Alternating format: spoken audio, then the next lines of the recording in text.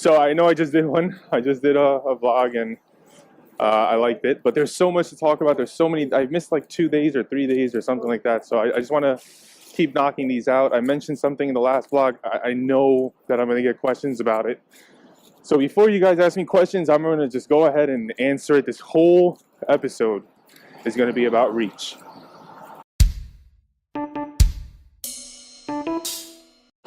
So reach is a marketing term that we use to signify the people that are beyond the people that are already watching you, okay? So the people that are watching you is your demographic, right? And the reach is the people that individual demographic is able to reach to and draw in towards you. Okay, so I'm going to give you a perfect example because it's a little complicated to understand, but let's just go with it. Okay, Facebook, even though it's a dying platform, is a perfect way to explain this. Someone likes your picture. Okay, you put up a picture, boom, picture's up on the feed. One of your friends or fans, depending if it's a fan page or just a regular page, one of them likes the picture. Now that picture ends up on their feed, and on their feed, their friends are now able to see that they just like the picture of yours. The reach is their friends seeing the picture that you just posted up and that your fan or friend has liked. Okay, and why is reach important? The place is closed. I was gonna sit down and have something to eat from this place. I love this place. But why is reach important? Reach is how you grow. Okay, reach is how you get a new demographic to become either a fan or potential business. Okay, so your reach, the people that are beyond the people that are already looking at your work, they're your new potential customers or your new potential photographers or business. Okay, now reach works in any business out there. I'm not just talking about photography. I'm not just talking about modeling. I'm talking about any business. All right, this is marketing 101.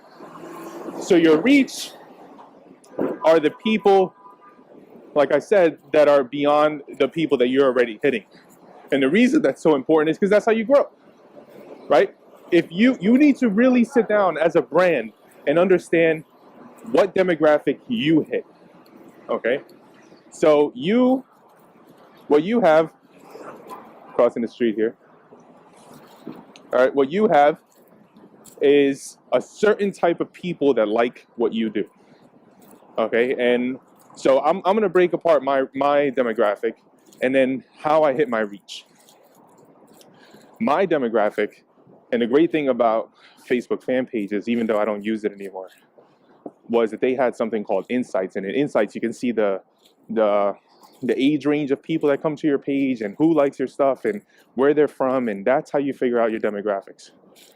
So I had mostly anywhere between the ages of 18 and 35 females that liked my work, and I always was blown away by that. Why am I'm taking pictures of sexy girls, and it's mostly girls that liked my work.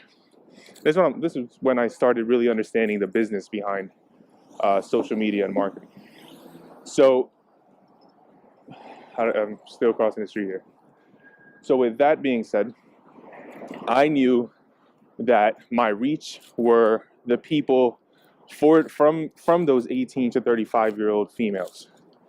Okay, which is the guys that are either friends with them or the girls that are friends with them, and sometimes their parents. All right, that's a very small reach, but their parents as well. All right, so that lets me hit the older range as well.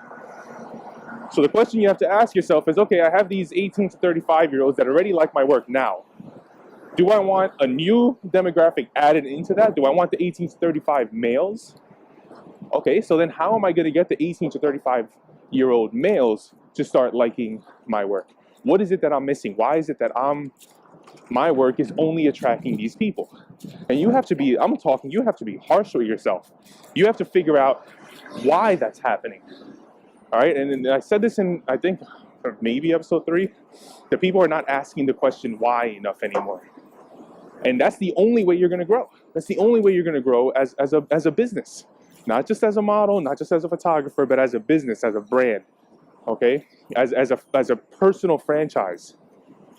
That's how you're gonna grow. So what did I do? I started going ahead and looking up, researching what that new demographic likes. I already knew I had the 18 to 35-year-old females and that they already liked the work that I did. So because I've already drawn them in and because they're already my fans, I didn't have to worry about them anymore, okay? I knew that they were gonna like the work that I put out anyway, but I now needed to attract another set of people. So that was the guys, all right? And when you're doing glamour work or model related stuff that's maybe a little bit sexier, your fan base normally would be guys. That it's like, damn, she's so hot, let me go ahead and click. So that's how you do that. All right, going through a tunnel. All right, that's how you do that. You need to then research and see what they like. What models is it that they're going after? Why is it that they're liking that model? What is it about the pictures that they like? Maybe I'm hitting a different type of sexy. And then that's exactly what I learned. I learned that later. I was hitting a different type of sexy, a female sexy, as opposed to maybe a male sexy. So once I started changing my style a little bit, and you can see this, go scroll through my work. You'll see that my style constantly changes because I'm constantly adapting so that I can grab a new reach, okay? So, and then it gets crazy. Once you get the males, like me, once I got the males and I broke that apart, I started micro-reaching. And micro-reaching, what that is really targeting specifically towards a certain age group. Okay, so it's not gonna be 18 to 35 anymore. Who am I now gonna get more business from? I have the males from 18 to 35, I have the females from 18 to 35, and those people love my work. But now I gotta convert that into business. Now I gotta get money out of that. It's not enough for people just to look at my work. That's bullshit. You now need to be able to make money off of that. So unless you're doing it just for art, if you're doing it for art's sake, that's fine, you know, and oh man, so much to talk about. So with micro-reaching, I want to now target the 18-year-olds, or I want to target the 28-year-olds, the models that are now needing to retire, but are giving it that last chance, or, you know, things like that. How do I target this micro-reach? And I started changing my style and doing research and watching videos and seeing what it was that I needed to adapt. And I did that. So that's kind of answering the question of how I got as many followers as I did on Instagram and back on Facebook days. So then I got the question, so this is why I'm mixing these. I got the question of, should I go out and buy fans? No.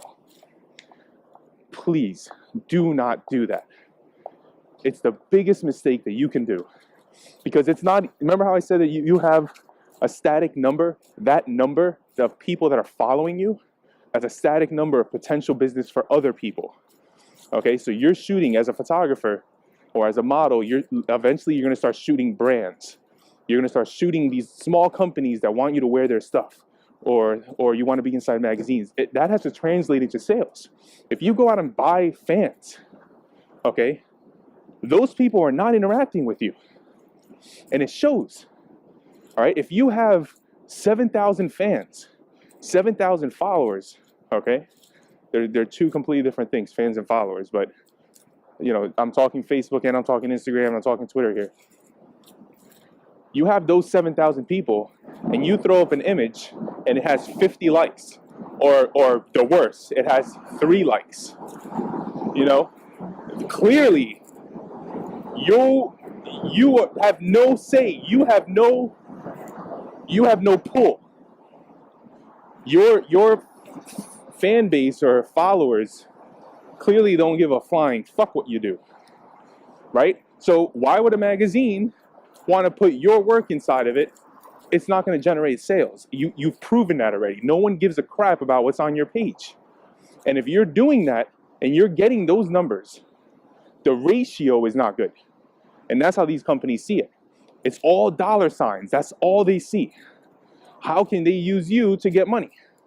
The big companies or even small companies that are now, growing. That's key, guys. Okay? The second thing is you buy followers, you buy fans, and now what's happening is companies do this, all right? They do what I'm about to tell you. They go and look at your followers, they go look at your fans, and they click on them.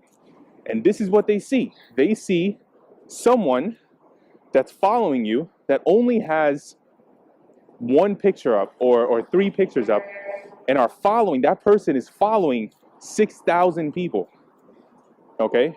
And barely anyone is following them. That person is not someone that's real. Either they're a bot because you're buying fans and followers, but they're never going to respond to your pictures. They're never going to like your stuff. They're never going to go through that. All right, you have no pull because those people aren't real. So you just don't do it. Grow over time. Let that hit. Let your reach speak for you. Okay. So you go ahead and you put up a picture. You have 1,000 followers. Okay, that's a normal average number. You have 1,000 followers, but you get 50 likes and you get 15 comments. Well, guess what? That's good. That's not a bad thing. All right, these are people that are commenting on your work. These are people that are liking what you do. And you need to understand that, okay? Now you have that 15. How do you make that 30?